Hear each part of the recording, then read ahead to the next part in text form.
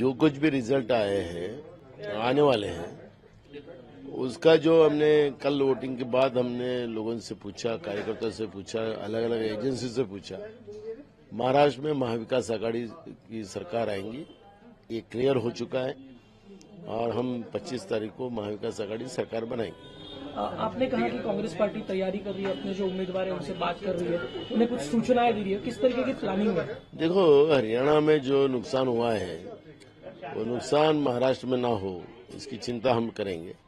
Counting के समय में क्या उपाय योजना करना चाहिए, कैसे कौन से टेबल को कैसे संभालना चाहिए, उसकी सूचना कल हम देंगे।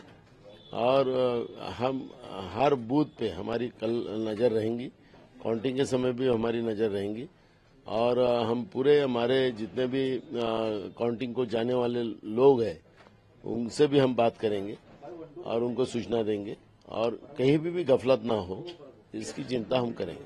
देवेंद्र फडणवीस ने कहा कि जो बढ़ा हुआ मतदान है वो उनके पक्ष में, लाडली बहनों का वो मतदान है वो हवा में है, गुडफील में है, रहने दीजिए। लेकिन आपने को देखा होगा कि युवाओं के वोट बड़े पैमाने में हुए हैं, युवतियों के वोट बड़े पैमाने में हुए, बेरोजगारी के शिकार जो हुए हैं उनके वोट ज्यादा हुए हैं और वो पूरा बीजेपी के विरोध में गए हैं। तो लाडली बहना भी महंगाई से परेशानी है, तो बिल्कुल है कि महिला के वोट हुए तो उसमें युवतियों के भी वोट है, तो दोनों का मार बीजेपी को ही पड़ेगा। महंगाई का भी मार पड़ेगा और बेरोजगारी का भी मार पड़ेगा। सीएम पद को लेकर चर्चाएं शुरू हो चुकी है। नंबर गेम अगर महाविकास आघाड़ी के पक्ष में आता है तो कौन से पार्टी का सीएम होगा? मैं आज उस पर डिस्कशन नहीं करना चाहता, हाईकमांड इस पर डिसीजन लेंगे। तीनों पार्टियों में कांग्रेस ज्यादा सीटें जीतेगी, ऐसा आपको लगता है? बिल्कुल। अगर ऐसा होता है तो फिर कांग्रेस का दावा होगा सीएम पद का? देखो, हाईकमांड डिसीजन लेगा। आपने ये भी कहा कि मुंबई में जो मुस्लिम लोगों का वोट, अल्पसंख्यक का वोट कम हुआ, उसके लिए कुछ आपने शब्द इस्तेमाल किए। देखो, मैं उसको ये नहीं कर रहा कि वोट क्यों कम हुआ, उसकी मेरे को अभी मालूमात नहीं है।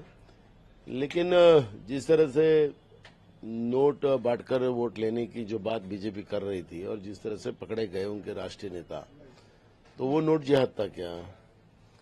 ये दारू बांटकर वो जो वर्धा डिस्ट्रिक्ट में आरवी के जो उनके उम्मीदवार थे वानखेड़े, उनके दारू पकड़ी गई, तो क्या ये दारू जिहाद था क्या? ये सवाल होता है। महाराष्ट्र में बीजेपी दारू और पैसे बांटकर चुनाव जीतने की कोशिश कर रही है और हार के डर से कर रही है, ये स्पष्ट होता है। तो हमने इसको कहा कि वोट को वो जिहाद बोलते हैं, तो नोट जिहाद भी हो सकता है, दारू भी जिहाद भी हो सकता है। तो बीजेपी का ही पासा बीजेपी पड़े ना। इन लोगों को संवैधानिक आत्मसम्मान भी नहीं है कि किसने किसको वोट करना, वो फंडामेंटल राइट्स है। तो इसने वोट ज्यादा किया तो उसको वोट जिहाद बोलेंगे ये लोग। तो फिर ये नोट जिहाद था क्या? तो दौड़े कर रहे थे वो, या उनका वानखड़े कर रहा था वो दारू जिहाद था? तो ये सवाल खड़े होते हैं। जो चुनकर आने वाले लोग हैं उनसे किस तरीके से उन्हें इकट्ठा करने की और सुरक्षित जगह ले जाने की प्लानिंग? नहीं, मुंबई में ही रखेंगे हम लोग, कोई सुरक्षित जगह ले जाने का नहीं। 23 को रिजल्ट आएंगे, 23 की रात तक सब हमारे कैंडिडेट जो चुन के आए हुए हमारे साथ आएंगे और 25 को हम लोग सरकार बनाने का दावा करेंगे। आज राहुल गांधी ने एक बड़ी प्रेस कॉन्फ्रेंस की, अदानी पर आरोप लगाए, किस तरीके से कांग्रेस पार्टी इसको? देखो, हम समर्थन करते हैं राहुल जी का। अमेरिका में अदानी पे जो एफआईआर दर्ज हुआ है, फाइनेंशियल मूवमेंट में उनके ऊपर एफआईआर दर्ज हुए हैं, तो हिंदुस्तान में भी हो, ये मांग राहुल जी ने की है और हम उसका समर्थन करते हैं। टकराव महायुति में भी देखा जा रहा है, सीएम पोस्ट को लेकर शिरसाट का बयान हो या फिर कई तरह का टकराव वहां भी देखा जा रहा है। बिल्कुल होगा, स्वाभाविक, क्योंकि बीजेपी धोखेबाजी करने में उस्ताद है।